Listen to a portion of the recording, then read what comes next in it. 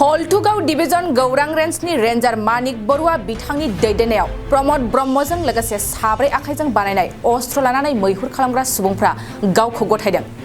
थांनाय माखासे सान सिगां आखाइजों बानायनाय अस्त्र लानानै मैहुर खालामग्रा प्रमद ब्रह्म बिथांजों लोगोसे मेसिनजों दंफां हाग्रा एबा मैहुर खालामग्रा सुबुंफ्रा दिनै गावसोरखौ हल्टुगाव डिविजन गौरां रेन्जनि रेन्जार मानिक बरुवा आरो डिपुटि रेन्जार ललित बर' बिथांमोननि गोख्रों खामानि मावनायजों दिनै गावखौनो गथायना लानायखौ गोजोननाय फोरमायदों मैहुर खालामग्रा बिथांमोना। लोगोसे उन समफोरावबो बेफोरबायदि खामानि मावला होननानै गावसोरखौ सिमान लानायजों लोगोसे ओनसोलनि आबहावानि जेबो खहा खामानि मावला होननानै फोरमायदों मैहुर खालामग्रा बिथांमोना। बिथांमोननि बेबायदि बाखनायथाव आखाइजों बानायनाय अस्त्रजों लोगोसे गावखौ गथायना लानायखौ गोजोननाय फोरमायदों हल्टुगाव डिविजन गौरां रेन्जनि रेन्जार मानिक बरुवा बिथाङा। लोगोसे गावसोरखौ गथायनाय सुबुंफोरखौ आर'नाइजों मान बावदों हल्टुगाव डिविजन गौरां रेन्जनिफ्राय। सिलाय गथायनाया आं हारसिं जाहैबाय।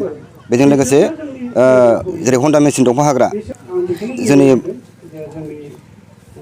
हल्टुगाव डिविजन फरेस्टनि जिखिनि जोंनि ब्रह्मपारा गावसभाखौ जेरैबायदि माने मोजां नोजोरजों नायनानै ओनसोलनि मोजांनि थाखाय जेरैबायदि माने जोंनि ब्रह्मपारा गावसभाखौ जेरैबायदि माने मोजाङाव लाबोनो थाखाय नाजानायनि गेजेरजों बेनि गेजेरजोंनो जोंनि ब्रह्मपारा गावसभायाबो जोंनि ओनसोलाव जेरै दंफां दाननाय मैहुर खालामनाय बेफोरबायदिखौ गैया खालामनो थाखाय माने जोंखौ जोंनि ओनसोलनि रायजो राजाखौ नारसिननाय हिसाबै जोङो ओरैनो एक्सुवेलि आङो दांसर'खो आरोखि माने गोदो आखाइजों बानायनाय आंनाव हेन्दमेड गान दङमोन माने दा बेफोरखौ जोङो बबेबा बोसोराव मालाबा खनसे खननै बाहायनाय जायोमोन। दा बेनि गेजेरजोंहाय ओनसोलाव सान्थि लाबोनो थाखाय नारसिननाय हिसाबै जोङो माने बे जिनिसखौ दिनै सरकारनो गथायनाय जादों। जोंनि हल्टुगाव डिभिजन फरेस्टनि आखायाव जों गथायनाय जादों। दा बेखौ आं गोजोननाय मोनदों। दा गोजोननाया बेनो जों जुदि बेबादि फरेस्ट डिपार्टमेन्टनि मोनसे हाबाफारि लानायावहाय जों जुदि बिदि माखासे गाज्रि खामानियाव थांनाय मानसिफ्रा जुदि बयबो ओंखारबोनानै गावखौ गथायफैयोब्ला हयथ' समाजा मोजां जागोन। बेखौ नोजोर बोनानै जोङो जोंनि फरेस्ट डिपार्टमेन्ट आरो जोंनि ब्रह्मपारा गावसभा बिनि नारसिननायाव जोङो बा हांख्रायनायाव जोङो दिनै माने गाव गावनि जिखिनि माने आयेन बेरेखा अस्त्रफोर बेफोरखौ जों गथायनाय जादों। बे गथायनायजों लोगोसे दिनैनि दिनावहाय जोंनि ब्रह्मपारा गावसभानि गेजेरजों दिनै फरेस्ट डिपार्टमेन्टआ जोंखौ मोनसे बराय हाबाफारि लादों बेखौ जों गोजोननाय मोनदों। आरो बेजों लोगोसेनो जोङो सानो ओनसोलाव बेबादि गाज्रि खामानिया जोबलांगोन होननानै जों सानो आरोखि जोबलाङो। दा बेनि थाखायनो जोङो जिखिनि सिगां समाव जिखिनि गाज्रि खामानि मावदों आरो इयुनाव जोङो बेबादि खामानिखौ मावनाय नंला बेखौ बुंनानै दा जोङो बे जोंनि जिखिनि एक्सुवेलि दा आङो टट' गारि सालायो। टट' गारि सालायनानै आङो गथ' गथाय फोरोंनाय बे खामानिखौ मावो न'खर सालायो बेजोंनो खुनुरुखुम थाइसे थाइनै खामायनानै। नोंथाङा सरकारनि खाथियाव दिनै गावखौ बावबाय जेन' सारेन्डार जाबाय आरो नोंथाङा सरकारनिफ्राय माबा मोनसे अनसुंथाइ मोननो हास्थायो नामा? बे गिदिर खामानिखौ नोंथाङा सारेन्डार लानो थाखाय बेखौथ' जोङो गोसो सिङाव हास्थायनाय थायो खिन्थु मोना होआ बे सरकारनि खोथा जाहैबाय।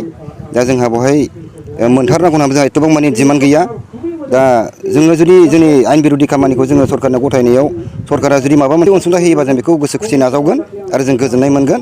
बेवहाय जोंनो ओरैबायदि नांथारगौ जोंहा आंनिफ्राय डिमान्ड गैया। नोंथांनि साबेसे सुबुंफोरा दिनै बेयाव सारेन्डार जाबाय नोंथांजों लोगोसे? बेवहाय आंजों लोगोसे बेवहाय गासै साब्रै दङ। बे जेरै नोङो हेन्दमेड गान जेरै सिलाय गथायनाया आं हारसिं जाहैबाय। बेजों लोगोसे जेरै हन्डा मेसिन दंफां हाग्रा हन्डा मेसिनखौ साथाम मानसिया गथायदों।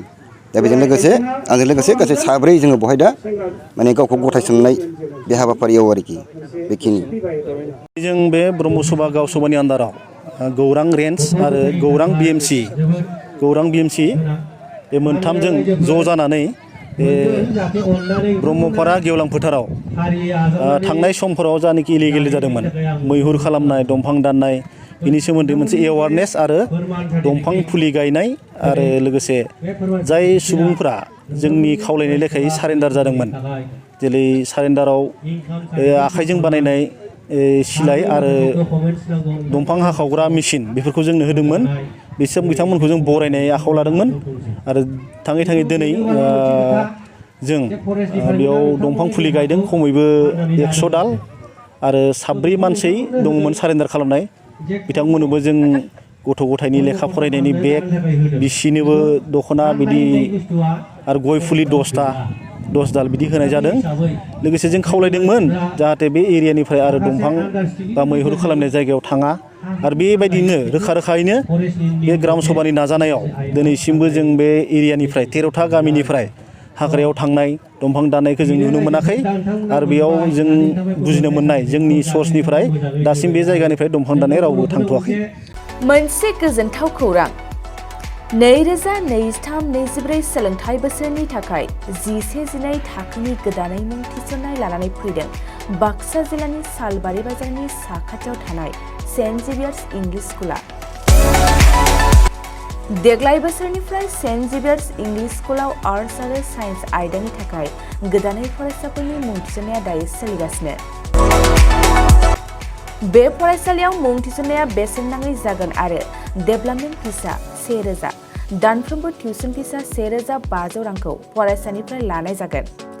बेजों लोगोसेनो जायफोर फरायसाया मेट्रिकआव 90 जौखोन्दोनि बांसिन मोननाय आरो बिपिएल कार्ड थानाय फरायसाया बेसेन नाङाजासेनो मुं थिसननो हागोन। बबेखानि 80 जौखोन्दोनिफ्राय बांसिन नम्बर लानानै उथ्रिनाय आरो बिपिएल कार्ड थानाय फरायसाफ्रा मुं थिसननायाव 50 जौखोन्दो फ्रि जागोन। बेबादिनो उननि जौखोन्दो लानानै उथ्रिसारनाय आरो बिपिएल कार्ड थानाय फरायसाफोरनो रेहाय होनाय जादों। लोगोसे बे फरायसालियाव फरायसाफोरनि थाखाय हस्टेलनि खाबुबो दं। गोसो गोनां फरायसाफ्रा सेन्ट जेभियार्स इंलिश स्कुलाव 11-12 थाखोनि गोदानै मुं थिसननायनि बागै आबुं बाथ्राखौ मिथिनोब्ला नैबे मबाइल नम्बर 9954427791 आव थोंजों सुलाद लानो हागोन।